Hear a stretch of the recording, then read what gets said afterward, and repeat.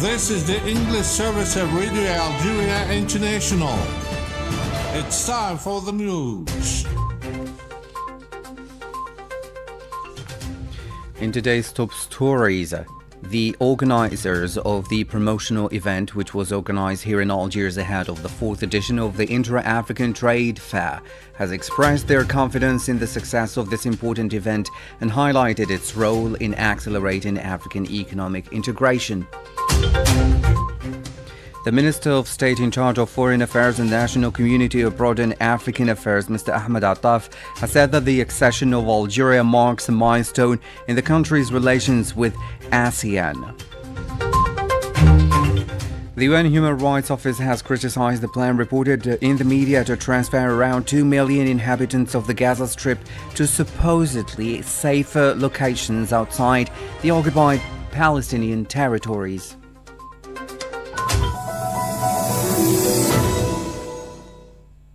Hello and welcome on Radio Algeria International. I'm Jamal Samani. Throughout the promotional event, which was organized here in Algiers ahead of the 4th edition of the Intra-African Trade Fair scheduled for September, the organizers expressed their confidence in the success of this important event and highlighted its role in accelerating African economic integration. The president of the Advisory Council of the Intra-African Trade Fair and former president of Nigeria, Olusegun Obasanjo, stated that this event, which has attracted great interest and support from the Algerian authorities under the leadership of the President of the Republic, Abdelmadjid Tebboune, will mark a new stage in the process of economic emancipation of the African continent, emphasizing that the Intra-African Fair is truly the largest economic and commercial event on the continent. Permit me to express my profound gratitude again, first to His Excellency the President of the Republic and the Minister who have taken the responsibility for making this a successful outcome for everybody concerned, the Republic of Algeria, Afreximbank, all the countries in Africa and Caribbean who will be taking part in this exercise to boost, to enhance, and to increase intra-African trade and intra-African commercial transaction. The IATF is the largest and go-to trade and investment fair on the African continent. Intra-African trade presents a huge opportunity for African economies to enhance their resilience in today's rapidly changing world.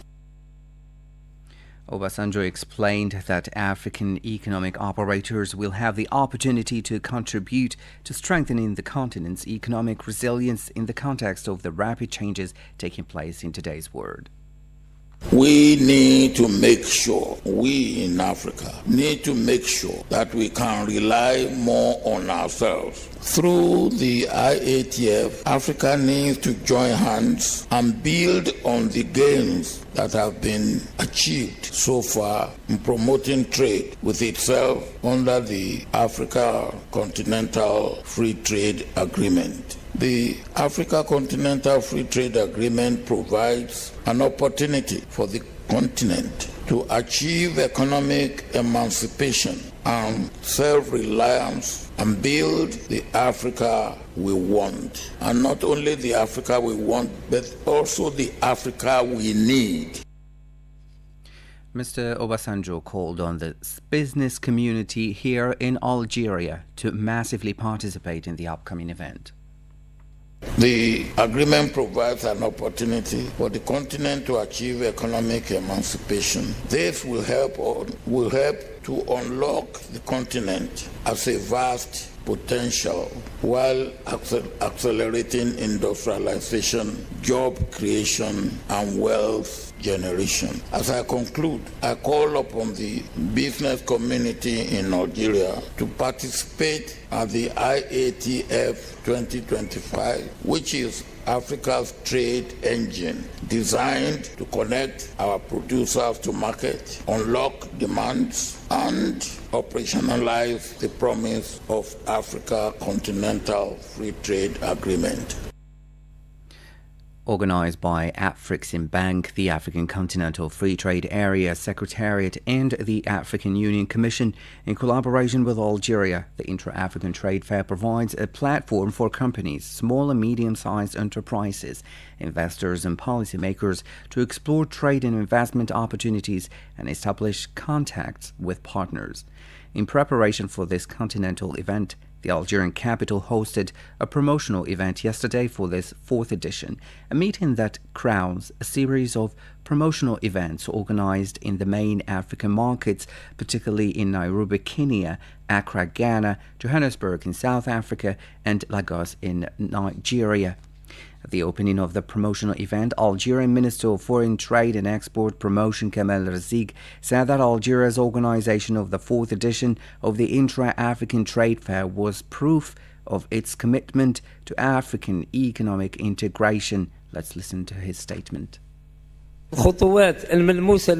Algeria has made considerable and concrete efforts to strengthen inter-African trade, such as the launch of the Free Trade Area in November 2024 and the development of port and airport infrastructure, as well as the development of railway network and its extension to Africa. To this, we can add regional infrastructure projects such as the Trans-Saharan project and the Zwiret project link in Tindouf to Mauritania. We reiterate Algeria's commitment to achieving sustainable economic development on the African continent, as we are convinced that Africa's future can only be built by Africans themselves.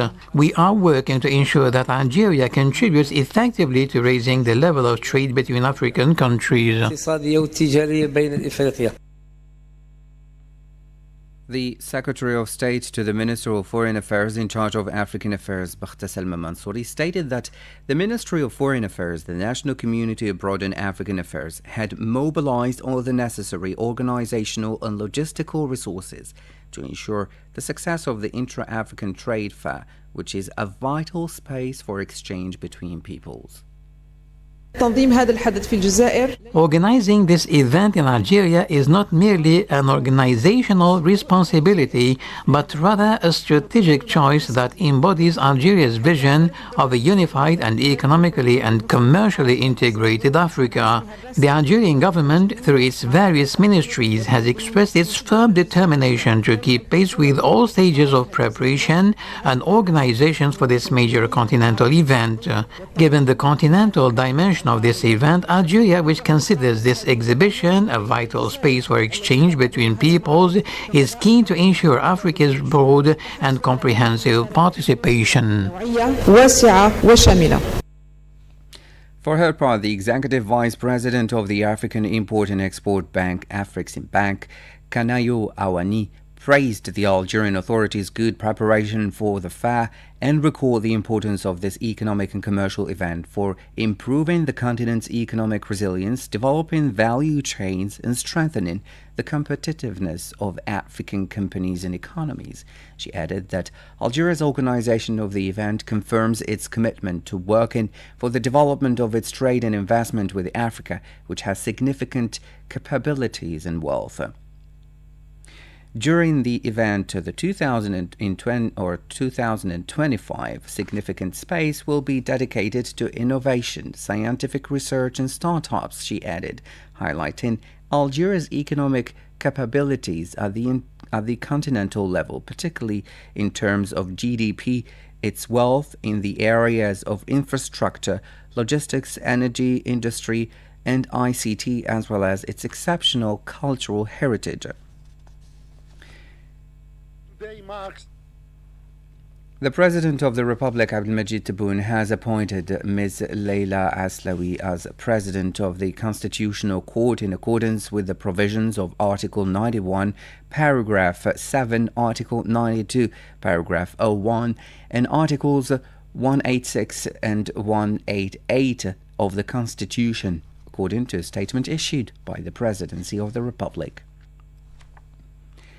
Now, the Minister of State in charge of Foreign Affairs, the National Community Abroad in African Affairs, Ahmed Attaf, attended today in Kuala Lumpur the opening ceremony of the 58th session of the Council of Foreign Ministers of the Association of Southeast Asia Nations, ASEAN, which will see Algeria's accession to the Treaty of Friendship and Cooperation of this regional organization.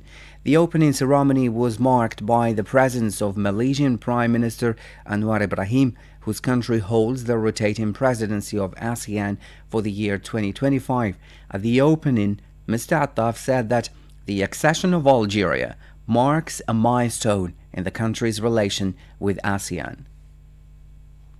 Today marks significant milestones in Algeria's relations with ASEAN.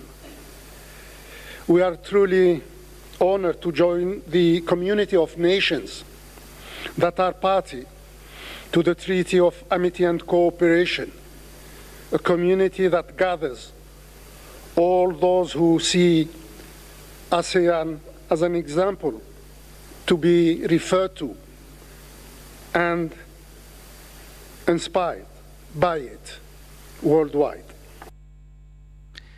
In today's challenges, Algeria is committed to closely coordinating with ASEAN to ensure that policy takes over confrontation for a peaceful future. That was said by Mr. Attaf.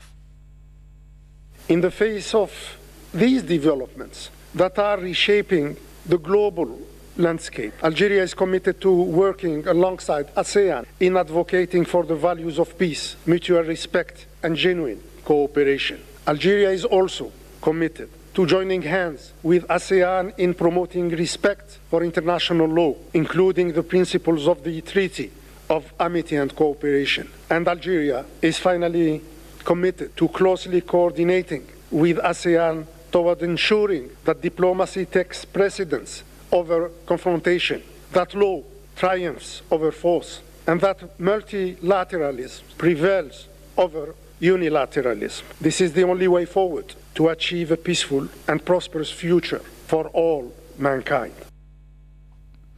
On the occasion, the Minister of State met with the Malaysian Prime Minister and conveyed greetings from the President of the Republic and his willingness to work together with him to strengthen cooperation between the two brother countries, both bilaterally and within the framework of the partnership linking Algeria to ASEAN.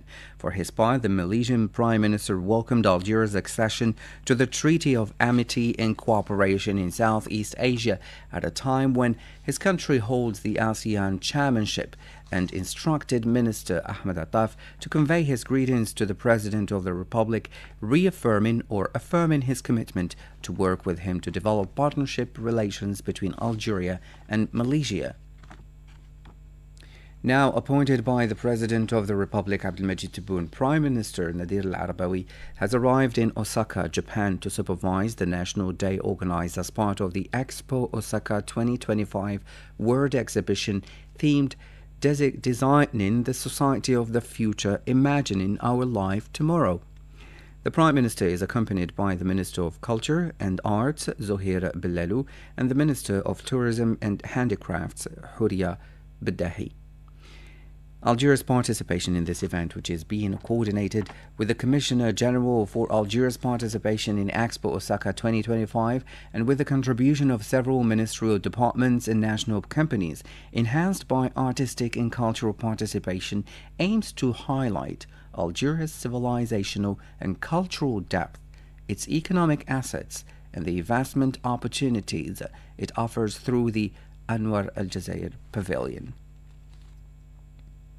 Now, in the Western Sahara Fire, the Australian company Dano Noble formally or has definitely ended its imports of phosphate from occupied Western Sahara, according to Western Sahara Resource Watch. And with the sale of the distribution business in the closure of the Geelong plant imported or which previously imported and processed phosphate from Western Sahara, it will no longer have any connection with the production or sale of superphosphate and, consequently, no phosphate supply chain. More details on the topic with Said Bougazi.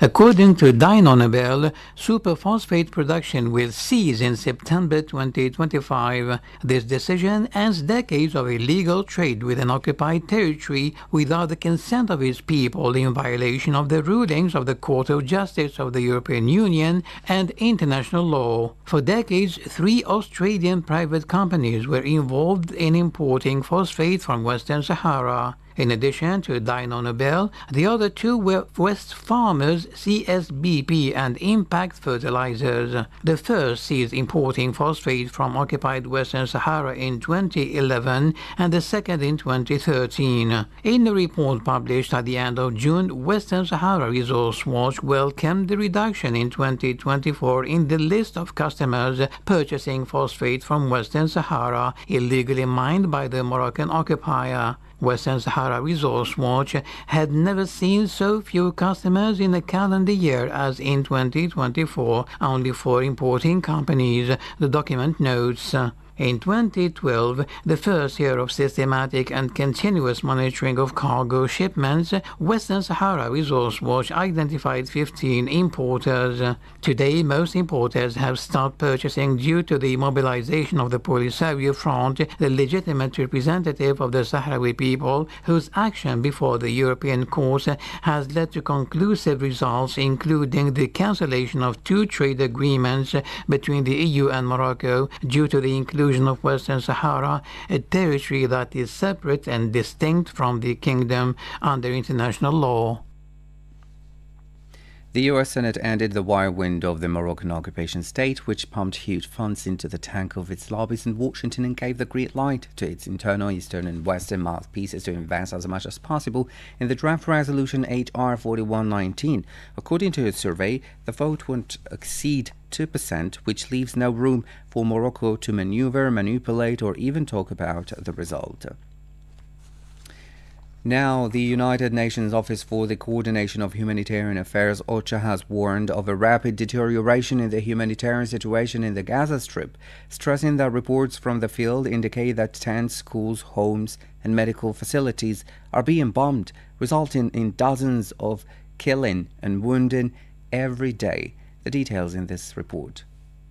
In its latest update on its official website, the UN Office for the Coordination of Humanitarian Affairs stated that hospitals were running out of supplies, ambulances were out of service, and water networks were on the verge of collapse. It emphasized that the fuel crisis had reached a critical point, with what little fuel remained already being used to run the most important operations, but it was running out quickly and there was almost no additional stock available. OCHA warned that a sharp increase in the number of deaths is likely in the near future unless the fuel that has not arrived in recent months is allowed in. The UN office also reported that the Zionist entity issued a new displacement order on Tuesday in certain parts of the southern city of Khan Yunis, particularly those living in tents, further complicating the humanitarian situation in the region. It explained that even the smaller areas where people are forced to gather, which have now shrunk to about 50% of the Gaza Strip and are constantly shrinking, have become fragmented and remain completely dangerous. The UN Human Rights Office has criticized the plan reported in the media to transfer around 2 million inhabitants of the Gaza Strip to supposedly safer locations outside the occupied Palestinian territories. Responding to a question about the Zionist entity's plan to resettle Palestinians from Gaza in other countries, a spokesperson for the UN High Commissioner for Human Rights said that such a solution was not acceptable. This is Radio Algeria International. Thank you so much for listening.